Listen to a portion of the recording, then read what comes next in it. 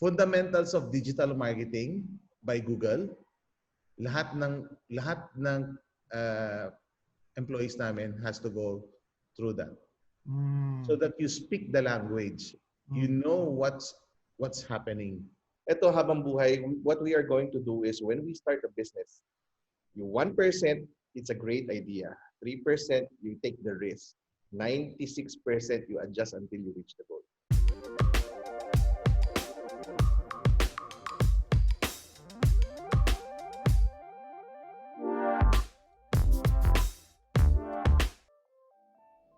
Hi everyone, we're in for another treat today. We are talking about e-commerce for this entire podcast. We have the CEO of StratQuad and Dropify, Charles C. We have Yas Soyao of Shopertainment, and we also have Steve C. of Great Deals with us.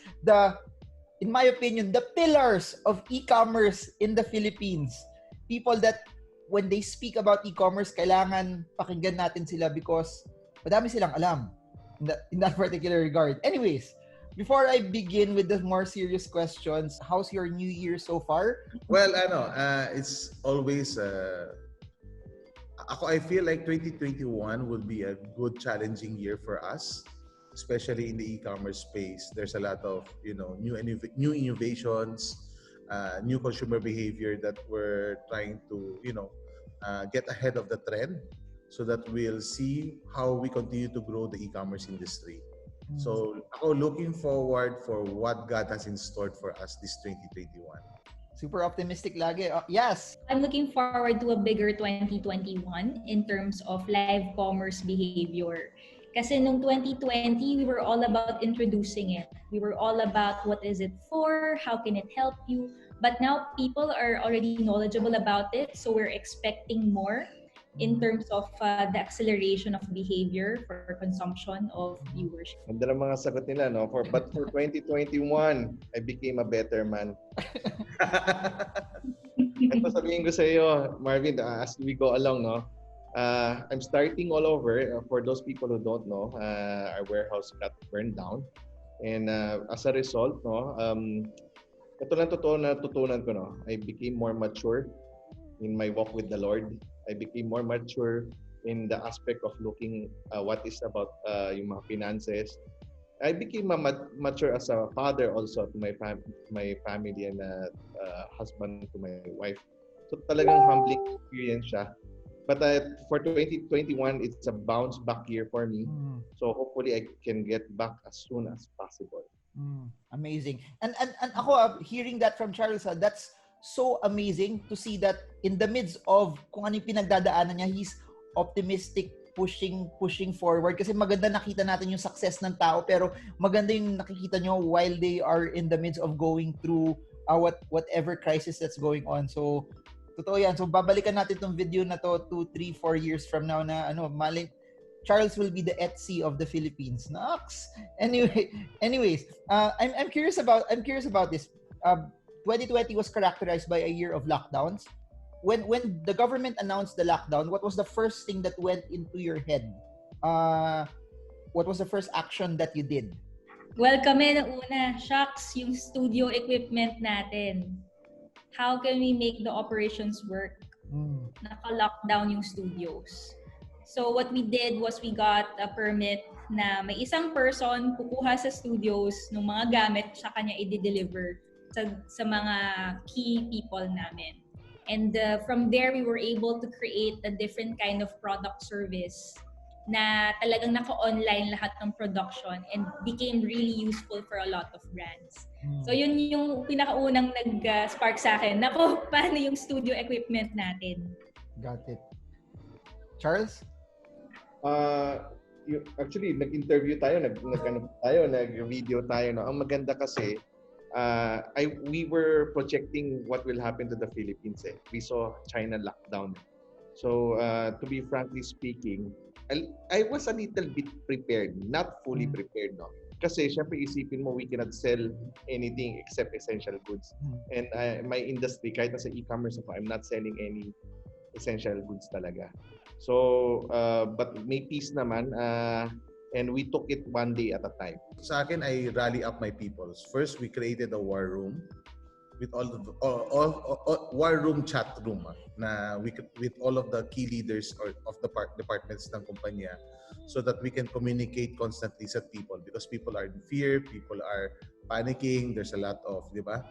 So one good thing that really is we were able to have a unison na mindset na, okay, we are also frontliners because we carry a lot of essential goods, and if we will not go and work, we will not, a lot of Filipinos will be at risk of getting the COVID.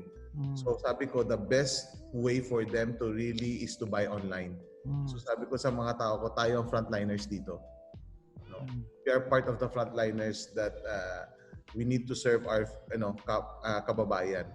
And with that kind of a parang mission, that to be able to help them with their essential goods. No? So people were ramped up and being courageous enough to go to work during those times. And if there's one thing that I got from all three things, all three of you, is that the swiftness of deciding, also the agility at that moment, that you're not just being idle but you're trying to make a decision kung anong dapat gawin at that particular point in time. Ito something fun before we go into something very, very serious. And there's been, I think, a lot of somehow debate also on this particular topic. If you were your younger self, tapos binigyan ka ng option ng magulang mo, anak, eto 2 million, go to any college you want, or eto 2 million, pampondo mo sa negosyo, anong gagawin mo? Ako, if given a chance, I'd go for education. Got it.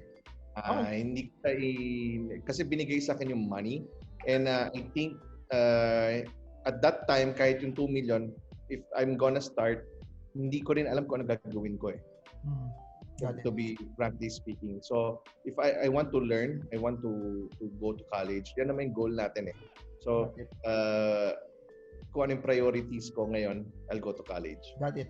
Yes, well said. No right or wrong naman. Well said. Education, cheaper education, but I'll start something on the side to start learning right away. Actually, nung college ako, I had lower tuition fee naman. Because my school naman was, it's a state university. So in that sense, then I was able to explore with the extra income that I got from working some projects on the sides. But of course, even when I started some small businesses, nag-fail siya. But I learned naman some things from it. I just think that education would be the foundation for you to create structure. Even if you start something right away that's big and you don't know anything about it, it's still parang mangangapa ka. So it's really best if at least a foundation of some principles can help you along the way as you build it. When I was in college, I was doing business and I was, studying. So I have a working side hustle and also going to class. So if you will ask me how will I do it, I think I'll do both instead of one. And I was selling shirts and watches. Yan talaga. After class, I'll go to my supplier, get all of those stocks, deliver in the afternoon. And then dahil hindi ko nagagawa report ko, I hired a secretary na nagtatype.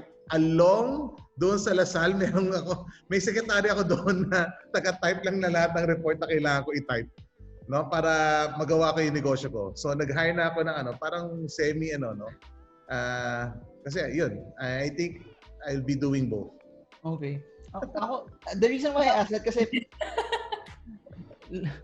sa kotse ko, sa trunk ng kotse ko, may mga bag, may mga makeup, tsaka damit.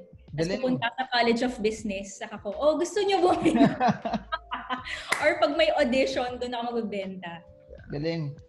The reason why I asked that, kasi ako, parang looking at it from hindsight, sabi ko, lahat ng inaral ko, hindi ko ginamit. Inisip ko dati, sana nagtrabaho na lang pala ako sa McDonald's nung high school ako. Parang alam ko yung ins and outs of the business.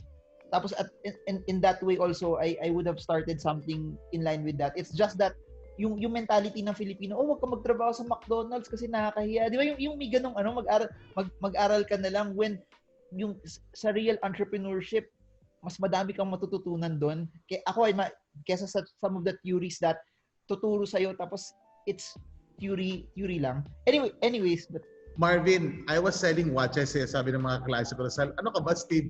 May ka nagbebenta ng watches dito. Ngayon, meat of the topic. We are with e-commerce practitioners. I'll start this very, very quick question. If there is one tip right now, January 2021, that you could give people to help them sell better online, especially those that plan to start pa lang, what is one tip that you could give them? One tip is keep on learning. It's a fast-paced industry.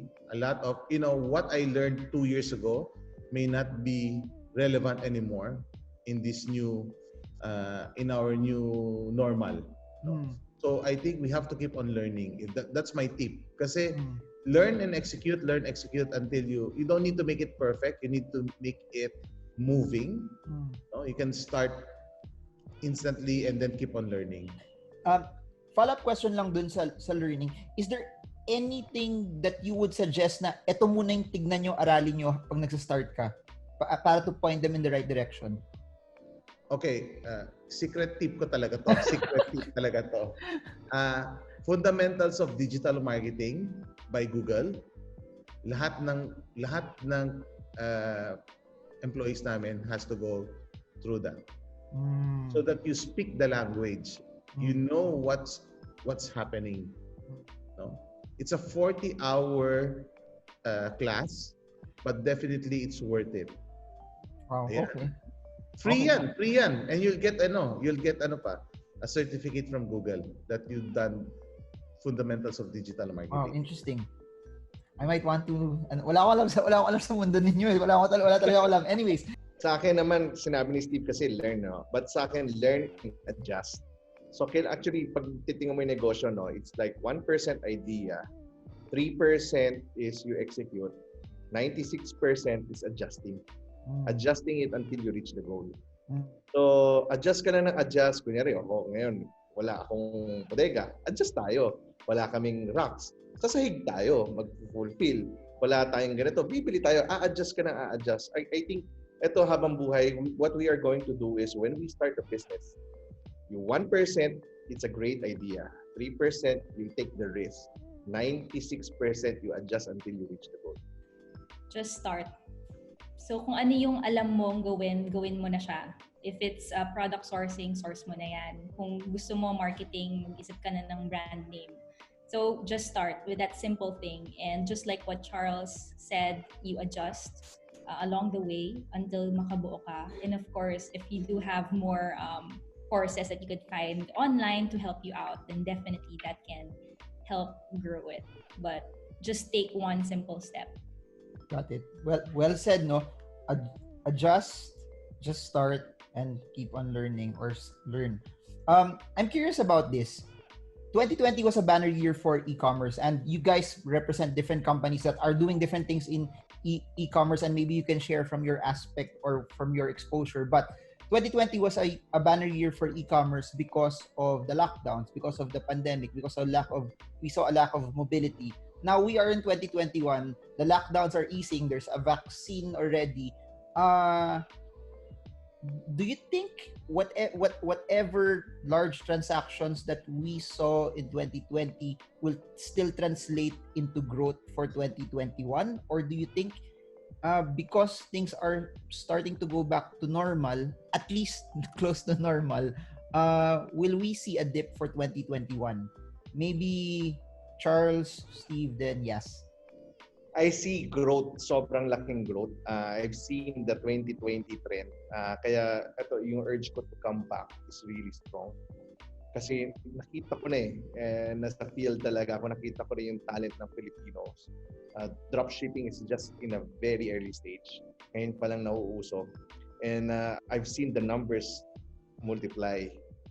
So I know that 2021 will be a better year for Filipinos. Ang importante lang is yung talent and skills makuha ng mga Filipinos in order for them to really have that risk, or parang they will dive into e-commerce and do business. Kasi not everyone can do business eh. Nasa tao pa rin yan, kanya-kanyang talent and capacity. But at the end of the day, if you ask me, SME will grow this year. Yes. So sa akin, as I always say, e-commerce is still in the sunrise industry. So there's no way but up. So alam mo, there's an influx of people really wanting to learn e-commerce. So, ang sabi ko kay Marvin, the major conglomerates are now putting up resources for e-commerce. So we're just gonna grow much bigger than 2020. Yan ang because I've seen the growth. Maybe we have a surge, an accelerated growth during 2020 na dapat in 2 years time in 3 months time yung 2 years dumikit. But then it's gonna continue because you got a bigger base, gonna continue to grow at a much better pace. And I think if you would look at e-commerce, there's a lot of share ko lang a lot of sectors or categories that are quite different. E-commerce, definitely there's not only a continued growth but an acceleration. But like travel, online travel, there's a little bit of a temporary setback. But in terms of other sectors like education, health sectors, mga health tech, edutech, there's quite an increase. So looking at the macro, you'll see there's a major thing that's gonna happen in the next few years. Not only 2021, in the next 3 years, the adaptation of digital talaga will rise. Even now, adaptation of digital payment from 80% COD naging 75% na. So if gumagana na yung natin in terms of data, there's more people downloading GCash. I've talked to a GCash a Globe person just the other day, and he was telling me GCash is the number 3 downloaded app sa Philippines. Wow. So talagang I think the adaptation of people using digital payments will continue to increase. Then it's gonna be easier for e-commerce to continue to grow. Wow. And yung proliferation ni Lazada, Shopee has already affected foot traffic. Because right now more people are going to page traffic or to the platforms in terms of shopping. Walmart, the biggest in US, is already shifting their business model to a omni-channel approach already. So most probably the SM, the Robinsons, and the Ayalas of our Philippines would be looking at that business model in terms of future.